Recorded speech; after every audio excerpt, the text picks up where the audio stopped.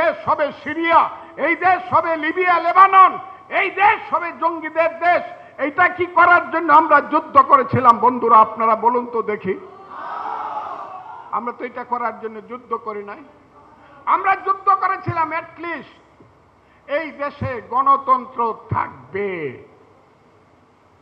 At least গণতন্ত্র থাকবে। আচ্ছা যুদ্ধ বাদ দেন, 5ই আগস্ট যে স্লোগান দিয়েছিলাম, এক দফায় এক দাবি, শেখ হাসিনা কবে যাবি?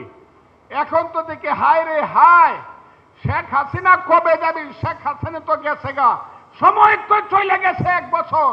গণতন্ত্র কোথায়? ভোট কোথায়? যাকে মনে করতাম বাংলার শ্রেষ্ঠ সন্তান, হায় হায়, সেই ইউনূস সাহেবকে এখন কি দেখি? কি দেখি?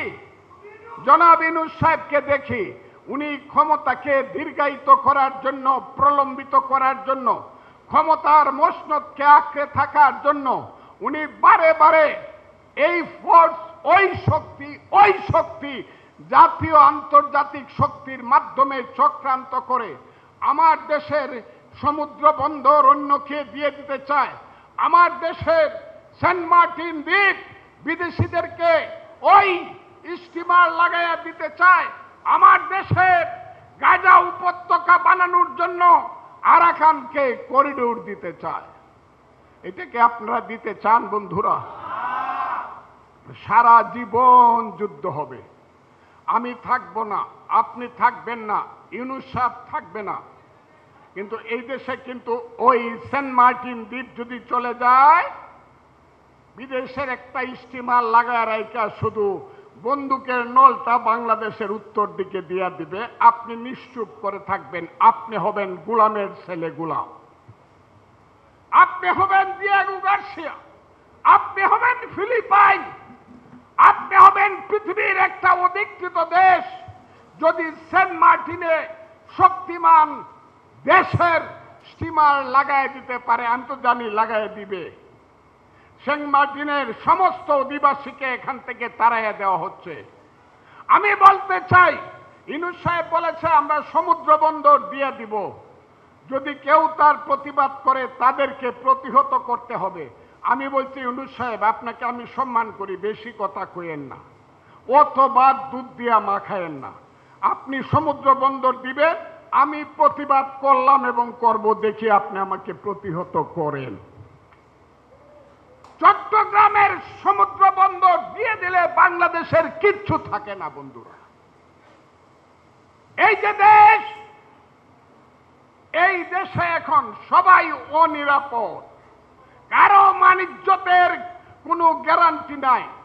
আপনি রাস্তা দিয়ে যাবেন, 10টা ছেলে আপনাকে দইরা পিটায় দিয়া রাস্তায় ফেলায় যাবে, আপনি হলেন ফ্যাসিস্টের সাথী। 15টা মানুষ যাবে গুলশানে, একটা বাড়ির দরজা ভাঙ্গিয়া ঢুকিয়া মেয়েদের গলার হার ছিনতাই করবে, সোনার গয়না নিয়ে যাবে, 2 লাখ টাকা নিয়ে যাবে। কেন? Oil fascist. এই যে মব রাজনীতি চলছে, মব কালচার চলছে, এটা কে করছে বন্ধুরা? আমি কিন্তু মুক্তিযোদ্ধা হিসাবে কথা বলছি, কোন দলের লোক হিসাবে না। এই দেশ আমি চাই না বন্ধুরা। আপনারা কি চান এই ধরনের দেশ? আপনারা চান যে দেশে বঙ্গবন্ধুর মতো একজন মহান নেতা? হায় রে হায় বাংলাদেশ, হায় রে হায় বাঙালি জাতি। একটা লোক জীবনের যৌবন কারাগারে কাটিয়ে ফাঁসির মঞ্চে গিয়ে বাঙালিকে শিখিয়েছে তুমি কে, আমি কে, বাঙালি বাঙালি। যে লোকটা একটা আঙ্গুল তুলা দিলে পরে 7.5 কোটি মানুষ এক কাতারে এসে দাঁড়াতো, যে লোকটার আঙ্গুলি হেলনে দেশে মুক্তিযুদ্ধ হয়েছে, সেই লোকটার বাড়ি আগুন দিয়ে পুড়ে দিলেন। সেই বঙ্গবন্ধুর বাড়ি বুলডোজার চালায় দিলেন। কেউ প্রতিবাদ করলো না, সরকার কিছু করলো না, মিলিটারিরা চৌকিদারের ভূমিকায় অবতীর্ণ হইল। 7 জন বীর শ্রেষ্ঠ, সবাই সামরিক বাহিনীর লোক, তাদের স্ট্যাচুগুলা উপর তাকায় নামায়া পা দিয়া পাড়ায়া পাড়ায়া বাংলো থুতু দিল, কেউ কিছু বললেন না। বীর শ্রেষ্ঠ কারা বন্ধুরা? বীর উত্তম কারা? বীর বিক্রম কারা? বীর প্রতীক কারা বন্ধুরা? মুক্তিযোদ্ধা কারা? আমরা আমরা এইখানে যারা বসে আছেন তারা, এইখানে যারা বসে আছেন তারা কি এই দেশে এইভাবে অপমানিত হয়ে মৃত্যুবরণ করতে চান? হায়রে মন্টু ভাই, আপনি কত স্বার্থপর!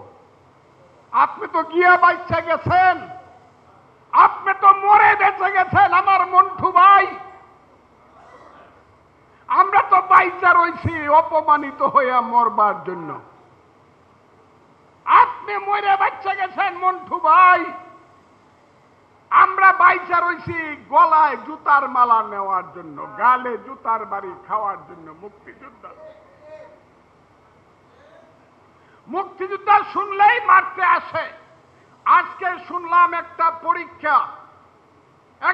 পরীক্ষা হয়েছে, আগের থেকে ইনকোয়ারি করাইছে, মুক্তিযোদ্ধার ছেলে যারা আছে, মেয়ে যারা আছে, তাদেরকে পাস করতে দেওয়া যাবে না।